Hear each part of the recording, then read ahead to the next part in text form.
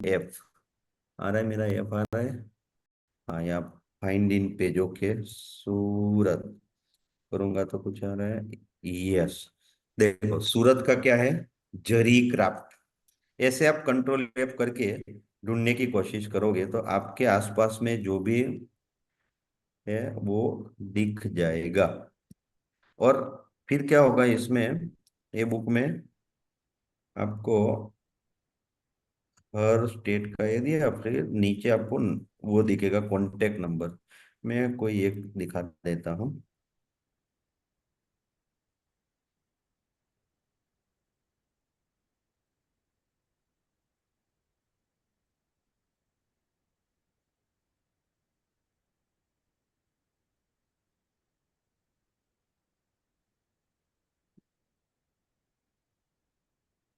एक मिनट है।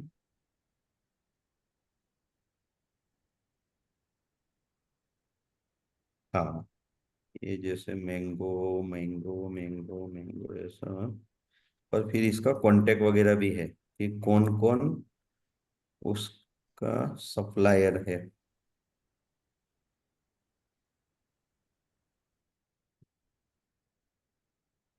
तो आपको जब भी टाइम मिले ना इसका थोड़ा रेफर कर लेना, मैं अभी इसमें टाइम नहीं है कर रहा हूँ। जीआई टैग, ठीक है। तो जीआई टैग देखने की कोशिश करना, तो आपको जियोग्राफिकल आइडेंटिफिकेशन जो है प्रोडक्ट का उसको लेकर के थोड़ा क्विक मूवमेंट मिलेगा। इसके सिवा भी आप ढूंढने की कोशिश करेंगे तो there are so many things available from related to GI. तो कांटेक्ट वगैरह भी मिलेगा लोगों का। अगर आप मैन्युफैक्चरर नहीं हो और आप ट्रेडर हो, ट्रेडर बन के आगे बढ़ना चाहते हो, तो किसी का आपको सप्लायर का नंबर चाहिए वो सब, तो जीआई टैग में आपको मिल जाएगा। तो this is called resource based selection. Resource based selection, ये एक प्रोडक्ट का सिलेक्शन का एक पार्ट है। महेश जी, आपकी कौन सी प्रोडक्ट होगी अगर रिसोर्स बेस्ड देखे तो?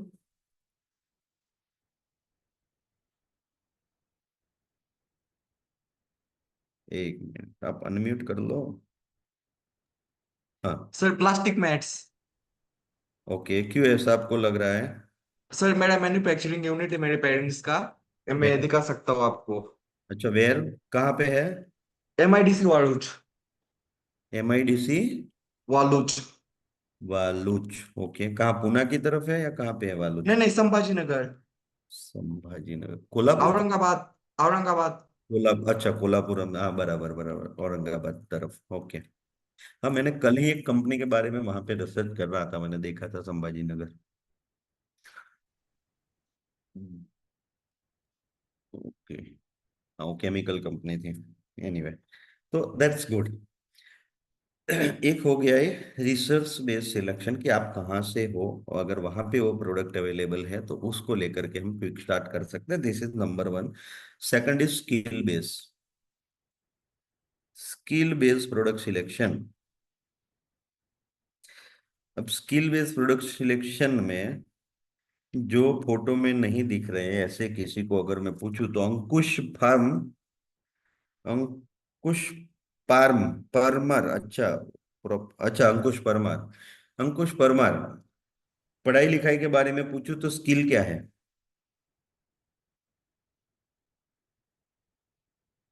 अंकुश कहाँ चले गए? अच्छा,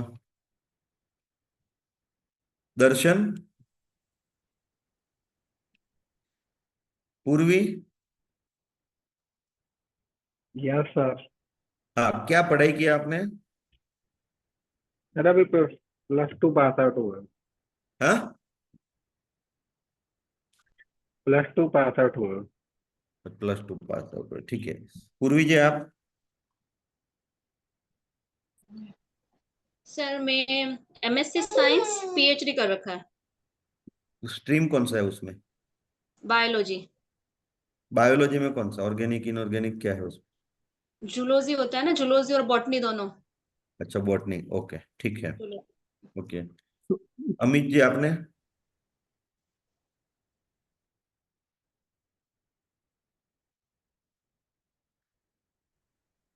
हाँ, अमित जी नहीं एमए सुने? हाँ, पोस्ट ग्रेजुएटेड सर। हाँ, लेकिन स्ट्रीम क्या है, क्या चीज में? MBA MBA. MBA, business management के साथ में। यस। ठीक है। कोई इंजीनियर है? कौटिल्य कौन सा यस चीज सर। का, कौन सा चीज का? Yes sir. सर आईटी से। आईटी से। और कोई? मैकेनिकल से। Yes sir, mechanical. Bhushan mechanical से। मैकेनिकल। मैकेनिकल में क्या लिया था?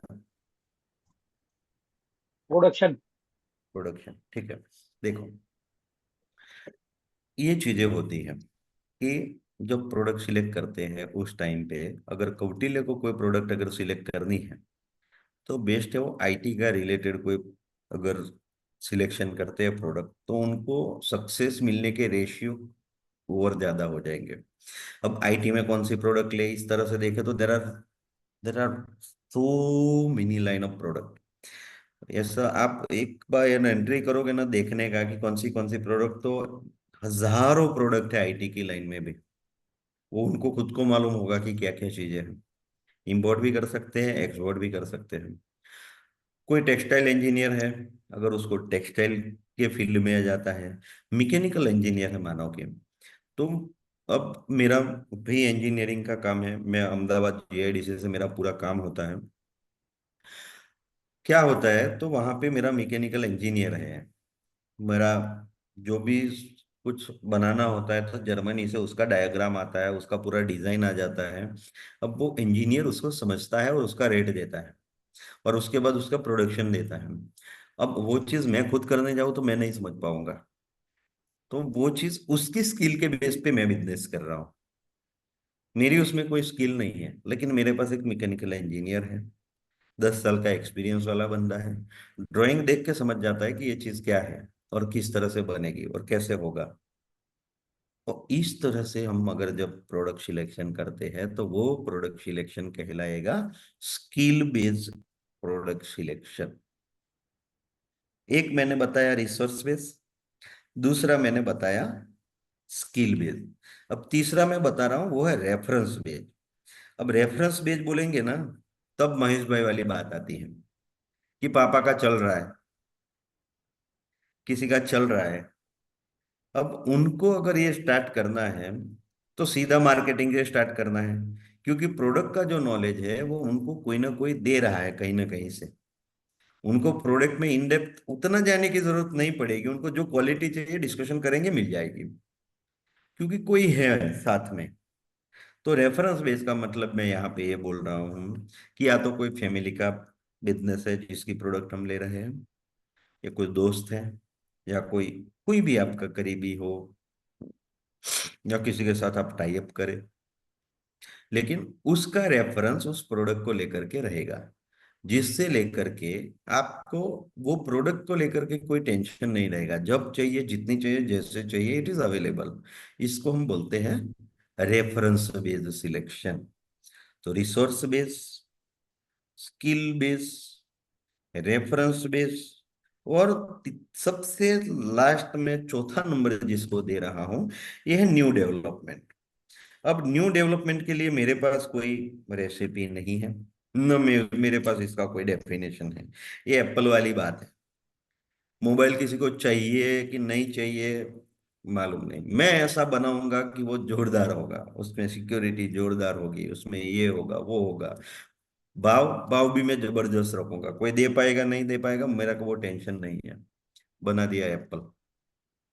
बाकी जनरली धंधा करते हैं तो लोग ऐसे सोचते हैं कहाँ बेचेंगे, उसको पोसाएगा कि नहीं पोसाएगा, कुछ जमेगा कि नहीं जमेगा। नहीं, मैंने तो बेस्ट बनानी है, जिसको लेना है लेगा।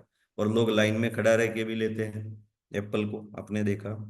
तो मार्केट में कभी भी कोई एक चीज का स्टैंडर्ड नहीं है कि सस्ता, महंगा, ये वो फलाना ढिंकना, कुछ नहीं है। आपको बेचने के लिए आना चाहिए बस, चीजें बिकती है। मार्केट में उतरना है, धीरे धीरे चीजें हो जाती है सर। तो once again I am telling you, resource base is one, skill base is second, reference base is third, and the fourth is new development। इस तरह से हम चार चीजों के बारे में सोचते हुए प्रोडक्ट का सिलेक्शन कर सकते हैं। जीआई टैग वाला जो मैंने बोला, आपको और थोड़ा रिसर्च करोगे तो बहुत सारा क्विक इसमें से आपको मूवमेंट मिलने के चांसेस बढ़ जाएंगे, क्योंकि वो प्रूवन है वहां का। तलाला का, गिर का, केरी, मैंगो, तो उसमें कुछ नहीं सोचना है, वो मिल ही जाता है वहां पे, और अच्छा ही जीआई टैग भी दिया हुआ है उसको। उस तरह से आप चीजों का सिलेक्शन कर सकते हो। तो ये जो मैंने बताया, इसमें किसी को कोई क्वेश्चन हो तो डिस्कशन करते हैं, या फिर धीरे धीरे करके आगे बढ़ते हैं। विनय, आपने हैंड रेस किया है तो आपका पहला चांस है, आप क्वेश्चन पूछ सकते हैं। सर एक चीज पूछनी थी। आपने बोला सर जैसे प्रोडक्ट सिलेक्शन में हमें जो है एक्सपोर्ट ट्रेंड से पता चलता है कि कौन सा प्रोडक्ट सिलेक्शन है। एक्सपोर्ट ट्रेंड कैसे पता करेंगे सर कि पिछले साल क्या क्या माल गया है, कितना वॉल्यूम में गया है, कहाँ कहाँ गया है, कहाँ से कहाँ जा रहा है। जी विजय जी, वो बताऊंगा मैं। हम कुछ वेबसाइट है जहाँ पे ये डेटा अवेलेबल होता है, उसके ऊपर जाएंगे, स्टडी करेंगे उसका। मैं वेबसाइट बताऊंगा आपको। आप वही पूछ रहे हैं ना, कहाँ से मिलेगा? सर इस केस में रिसोर्स बेस्ड सिलेक्शन जो हो गया हमारा, ये तो हम एक्सपोर्ट के हिसाब से बात कर रहे हैं। अगर हम इंपोर्ट की बात करते हैं तो वहां पर ये किस तरह से फिट बैठता है कि कहाँ से हमें रिसोर्स को मंगाना है। ओके, आपको एक सिंपल क्वेश्चन पूछता हूँ। आपको अगर कुछ खिलौने मंगवाने हैं, हम्म। आप कौन सा कंट्री पसंद करोगे? जहाँ पे सस्ता मिल जाए मुझे। चाइना। चाइना। चाइना। बराबर है। लेकिन आपको कोई इंजीनियरिंग गुड्स का बहुत हैवी मशीनरी है, जो आपको लाइफ लॉन्ग चलाना भी है, जो टेक्नोलॉजी में भी एडवांस लेवल पे आगे हैं, कौन से कंट्री के ऊपर फोकस जाएगा आपका? जर्मनी। हो गया, जर्मनी हो गया। जर्मनी या Russia. Germany, Russia. Japan, Korea, may be Russia.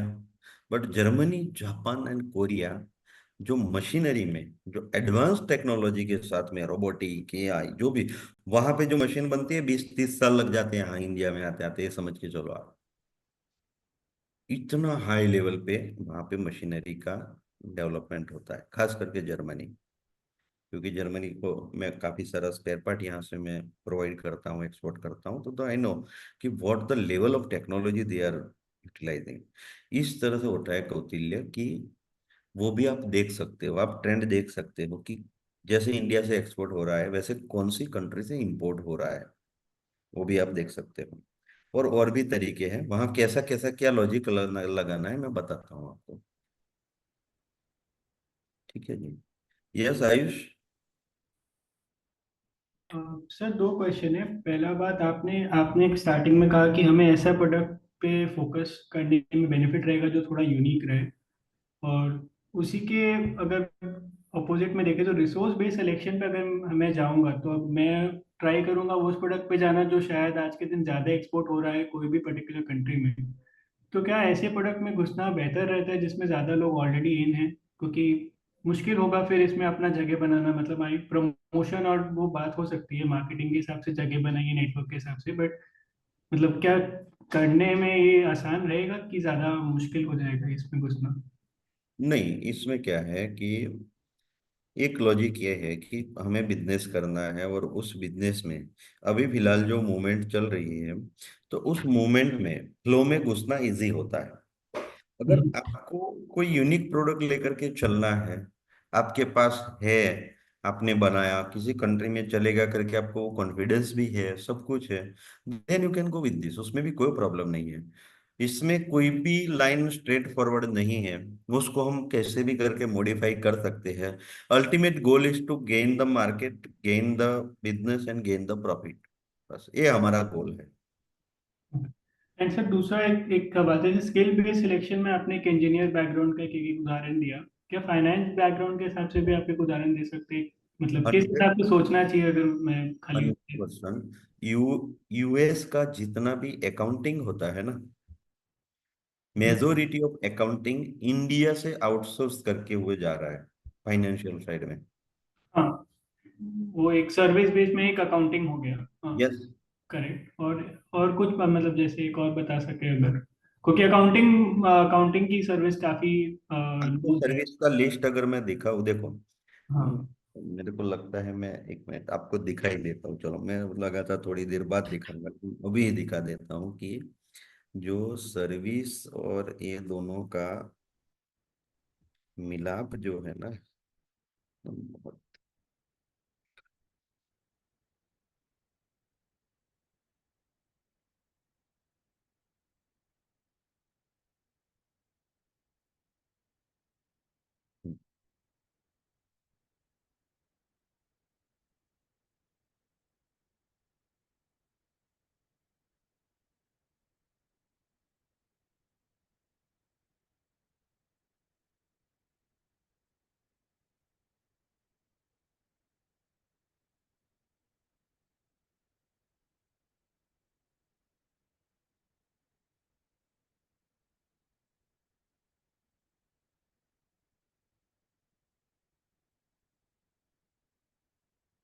दिख रहा है कुछ?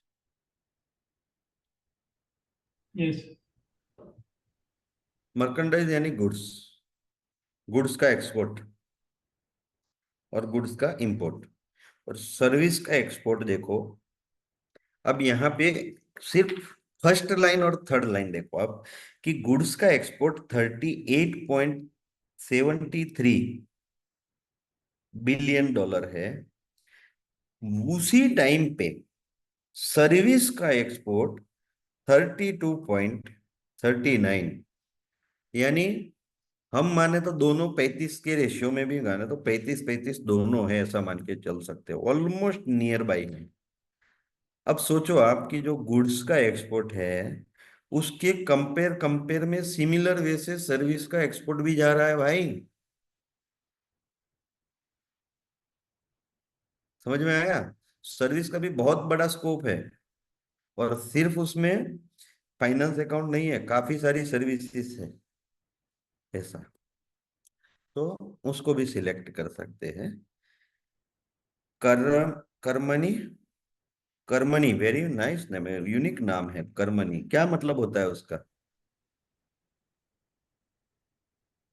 आवाज नहीं आ रही है आपकी, जरा जोर से चिल्लाओ। है अभी। हाँ हाँ बराबर। हाँ, कर्मणि बेसिकली एक संस्कृत नेम है। हमारा गीता का एक श्लोक है, कर्मण्यवाधिकारस्ते मा फलेषु कदाचन। हाँ। हाँ, भगवत गीता में एक श्लोक है, उसका एक लास्ट वर्ड है कर्म। ओके, हाँ। कर्मण। ओके, या टेल तो मी। वहां से लिया गया था। वेरी नाइस, बोलिए आपका क्वेश्चन। Thank you. हाँ, सो आई वाज आस्किंग कि मैं एक्चुअली फार्मास्यूटिकल इंडस्ट्री से बिलोंग करती हूँ। तो वहाँ पे ऑलरेडी फिनिश्ड गुड्स मतलब हमारी मेडिसिन होती है, तो वो एक्सपोर्ट करने में तो रेगुलेशंस बहुत सारे आ जाते हैं। तो फार्मास्यूटिकल इंडस्ट्री के लिए फिर कौन सा प्रोडक्ट अप्रोप्रिएट रहेगा आपके हिसाब से? मैं थोड़ा कुछ पैकेजिंग इंडस्ट्री की तरफ भी सोच रही थी, but is it right choice, ऐसा पूछना भी था। चलो, गुड क्वेश्चन। तो कंप्लाइंस के हिसाब से देखिए, कंप्लाइंस ये जो है प्रोडक्ट जो होती है ना उसके साथ कई बार कंप्लाइंसेस होते हैं, खास करके फार्मास्यूटिकल गुड्स हो गया, या फूड प्रोडक्ट हो गई, या ह्यूमन कंजप्शन, एनिमल कंजप्शन, ये जो फ्लोरा फूना ये बायोडाइवर्सिटी है उसको लेकर के, और कॉस्मेटिक, इन चीजों में कम आपको काफी सारे सर्टिफिकेशंस की रिक्वायरमेंट होगी। तो हमारी प्रोडक्ट जब हम सिलेक्ट करते हैं वहां पे क्या हम्म। क्या चीजें हमें ध्यान में रखनी है, वो चीज जब मैं आपको बताऊंगा तब ये भी आएगा कि कंप्लायंसेस, और कंप्लायंसेस क्या होते हैं, कोई प्रोडक्ट के ऊपर क्या क्या कंप्लायंसेस है, कौन सी कंट्री में कंप्लायंसेस है, वो सारी चीजों को हमें एनालिसिस करना है। अभी जो मैंने बताया वो एक रास्ता है, आपको कम से कम 25-30 प्रोडक्ट ऐसी होगी जो एक एक करते करते देखते देखते कहीं ना कहीं आप अटकोगे। उसमें कंप्लाइंस वाला पोर्शन कहाँ से देखना है, कैसे देखना है, क्या क्या चीजें आती है, वो भी मैं आपको दिखाऊंगा। फार्मास्यूटिकल में देखें तो कोई मानो कि आपने कोई वैक्सीन नहीं बना ली, तो उसका अप्रूवल तो आता है WHO से, लेकिन एपीआई के लिए आपको किसी की परमिशन की जरूरत नहीं है। एपीआई भी फार्मास्यूटिकल चीज है, हम्म। वैक्सीन भी फार्मास्यूटिकल चीज है, लेकिन दोनों में कंप्लायंसेस में डिफरेंट है। तो हम्म, इस तरह से आपको समझ में आएगा कि मुझे कौन से कंप्लायंस कौन सी चीज के लिए फॉलो करने हैं। ठीक है, मैं बताऊंगा आपको। Okay, thank you. दर्शन।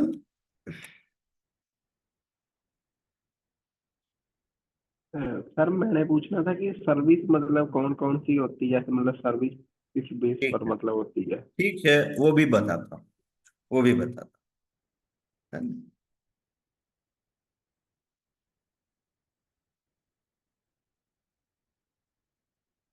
ठीक है पीयूष।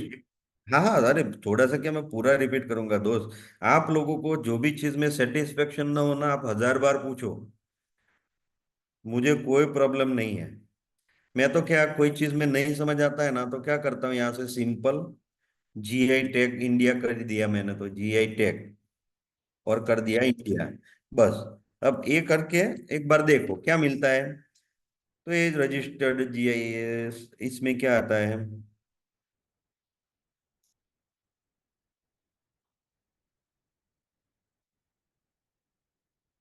इसमें कुछ है, इसमें कुछ है। हाँ, ये मैंने बताया था ना, यही चीज से कि कौन से स्टेट में से कौन सी प्रोडक्ट को कहाँ से ये मिला है जीआई टैग। अब कंट्रोल एफ करते हैं ना, सॉरी, कंट्रोल एफ करके मैंने सूरत ढूंढने का कोशिश किया था। और सूरत से देखो, जरी क्राफ्ट, सूरत गुजरात का एक शहर है, और वहां की जरी, यानी एक जरी करके एक प्रोडक्ट आती है, लेस में यूज होता है, और लेस प्रोडक्ट होती है सारी। तो ये जो लेस वाली प्रोडक्ट है गुजरात में, सूरत की, उसको जीआई टैग मिला हुआ है। ऐसे आप जहां कहीं भी हो सकता है आपके पास यहाँ जीआई टैग वाली प्रोडक्ट हो, ऐसा। समझ गए? हाँ हाँ, चलो उसको ढूंढ, अगर अगर अगर गुड़, अगर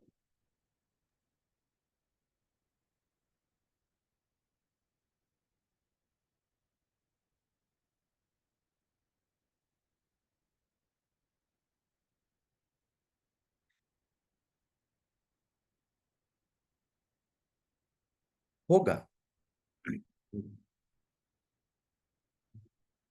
डेफिनेटली होना चाहिए, क्योंकि ultimately one district one product वाली जो चीज है ना, वहां भी इसका इम्पोर्टेंस बताया हुआ है। फॉरेन ट्रेड पॉलिसी में एक चैप्टर है वन डिस्ट्रिक्ट वन प्रोडक्ट वाला, तो वो भी मैं आपको बताऊंगा। धीरे धीरे करके सब देखेंगे। देखो, एक है ना इंपोर्ट एक्सपोर्ट में, एक चीज याद रखो, 1000 चीजें हैं, सब एक साथ लेने जाओगे ना तो ऐसे फंसोगे ना कि कुछ भी समझ में नहीं आया करके कंफ्यूज हो जाओगे। मैं जैसे बता रहा हूँ ना, धीरे धीरे एक चीजों को करते जाओ तो हो जाएगा। एक एग्जांपल बताता हूँ, रोटी बनानी होती है ना, तो आटा कितना लेना, पानी कितना लेना, उसमें तेल डालना कितना डालना, फिर कैसे उसको कितनी देर बनाने का, फिर कितना वो डो बनता है तो उसको कितना रखने का, फिर टेम्परेचर कितना रखने का, कितना गर्म होने के बाद डालने का, तब जाके उसमें अंदर एयर भर के फुलके वाली रोटली बनती है। तो उस उसमें अभी मैं इसका एक प्रोसेस बना दूं ऐसे, और फिर एकदम सिखा दूं, तो गड़बड़ हो जाएगी। प्रैक्टिकल के साथ साथ थियरी भी मिलती जाएगी, तो एक कॉम्प्लेक्स जो चीज है ना, वो एकदम इजी हो जाएगी और आपको नेटवर्क जैसी दिखेगी। लेकिन अगर सही से नहीं समझा तो नेटवर्क नहीं दिखेगा, कॉम्प्लेक्स दिखेगा। तो धीरे धीरे समझते जाओ, इसलिए हमने 5 सेशन रखे हैं। नहीं तो मैं एक ही दिन में पूरे सब सेशन खत्म करवा सकता हूँ। लेकिन आपको डाइजेस्ट भी होना चाहिए, और थोड़ा समझना है, ध्यान से समझना है कि एग्जैक्टली मैंने क्या बात की। अभी तो जैसे जैसे चीजें बताऊंगा, हर एंड में एक एक आदमी बोलता है, सर ये तो कितना सारा कॉम्प्लेक्स चीज हो गया, इंपोर्ट एक्सपोर्ट कैसे करेंगे फिर ऐसे। तो वो कॉम्प्लेक्स क्यों लगता है, आपने समझे नहीं। जब मैं बोलता हूँ आपका कैमरा चालू रखो, तब चाय पीते हैं, तब साथ में मूवी चलती है, या साथ में ऐसी ऐसी चीजें चलती है कि यहाँ पे फोकस नहीं होता है, और फिर हो जाती है गड़बड़। तो ऐसा बाद में क्वेश्चन आएगा, अभी पूरा फोकस इधर होना चाहिए, तो एंड ऑफ द डे आप अपनी प्रोडक्ट को लेकर के जाओगे, मैं गारंटी देता हूँ। नहीं तो प्रोडक्ट सिलेक्शन करना काफी कठिन है।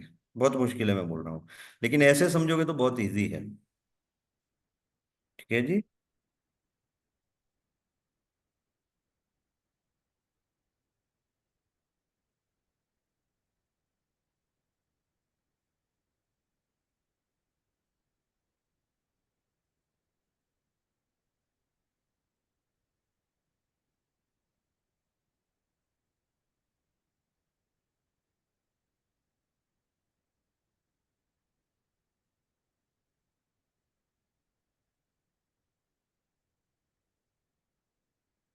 पीयूष, मैं आपका क्वेश्चन समझ गया।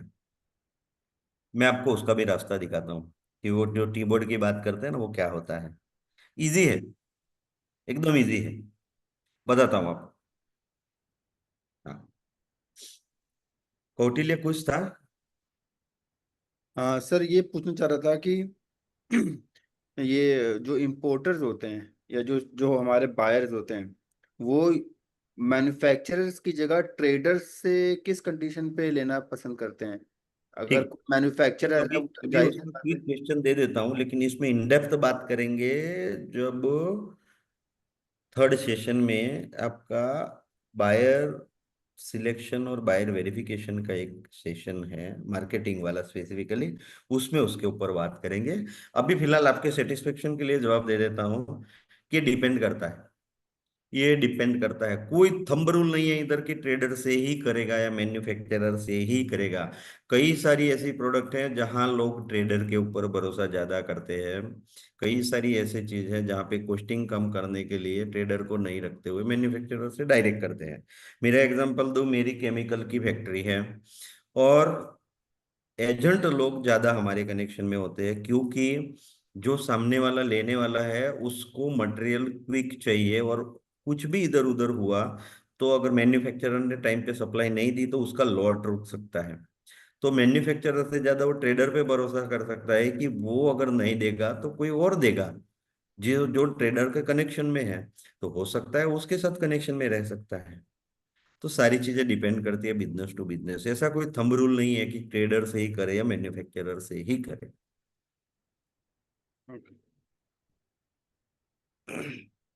Sir, according to GI tag, which product is belongs from Delhi?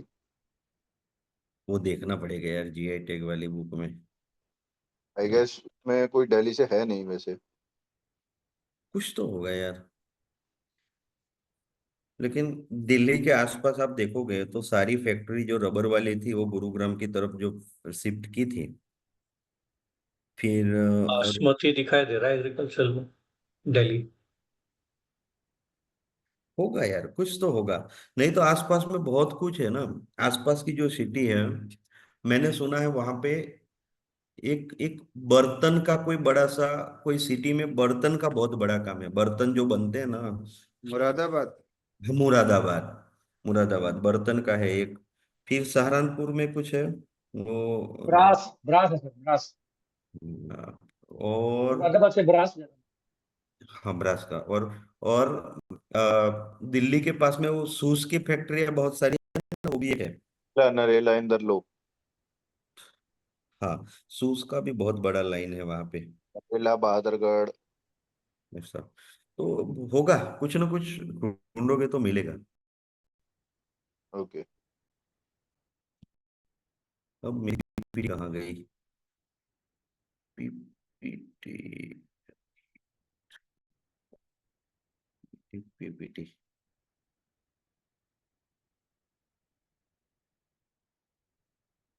ठीक है, थोड़ा मैं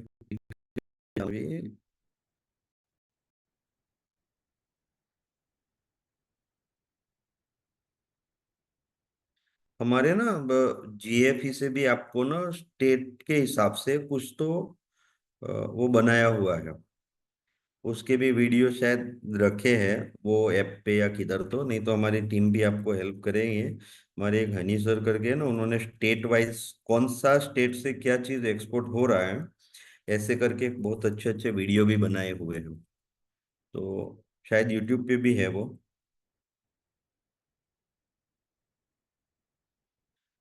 लो सिस्टम रिसोर्स में effect your audio quality, try closing same application to improve performance. मेरी आवाज में कोई प्रॉब्लम तो नहीं लग रही है ना आपको? नो सर, क्लियर है। वेरी गुड, चलो आगे सर बढ़ते हैं फिर। सर मेरा एक क्वेश्चन था। हाँ जी। अभी आप जब वो जीआई का ये देख रहे थे ना, तो उस समय मैंने देखा कि महाराष्ट्र में जो है ना वो नासिक है, ठीक है। मैं भी नासिक से बिलोंग करता हूँ। तो उसमें जो है ना वो एग्रीकल्चर प्रोडक्ट में सिर्फ ग्रेप्स का ही लिखा है, तो सिर्फ ग्रेप्स कर सकते हैं या दूसरा और भी कोई प्रोडक्ट कर सकते हैं सर, यदि भाई एक्सपोर्ट करना हो तो? ये गड़बड़ कर दी दिलीप भाई आपने।